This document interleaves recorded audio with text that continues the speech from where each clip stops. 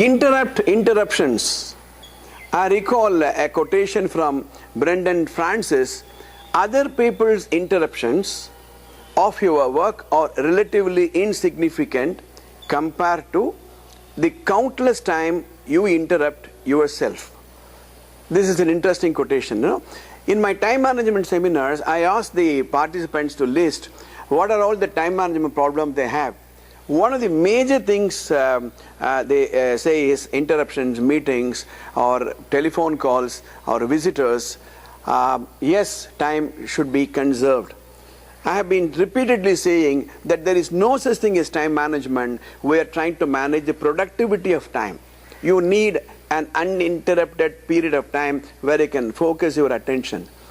Right. Now, I have a suggestion.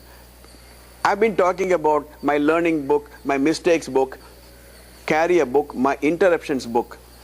From today for next 1 week, jot down every time you were interrupted.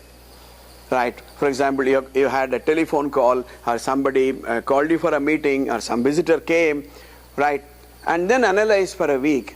You will notice nearly 30 to 40% of the times you would have interrupted yourself. In my interviews with successful people, I noticed that one common denominator among most successful people is their ability to remain uninterrupted for a longer space of time. They will focus on that. They will not interrupt themselves. Your mind has to focus. If your mind drifts from one to another, you are interrupting.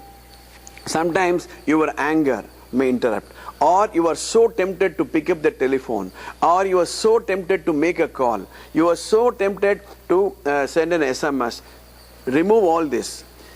Practice again for half an hour. I will not interrupt myself. Right. Controlling others is easier. For example, you can lock yourself in a room and say, I'm not available. You can say it is a silent day, I will not speak. But the most important person to manage in the world is yourself. Start from today, manage interruptions, or interrupt interruptions. This will make interruptions short. There is only one place where you will not be interrupted at all, in a cemetery. Right? Now, can you think of a day when you are not interrupted at all? Your boss is not calling you for a meeting. There is no telephone call. Nobody drops in. Nobody even smiles at you. Nobody says hi to you. Would you like a day like that? Maybe one day you will like, because you have so much of work. Man is a social animal. We need people to talk to us. Right? You will not like a day without any interruption. I used to tell in my time management seminars, a perfectly normal day is a day full of interruptions.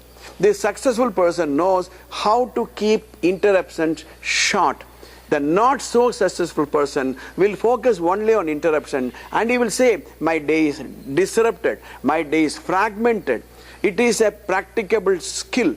It is a skill which can be learned. Start from today, interrupt your own interruptions. You will find a treasure house underneath your feet.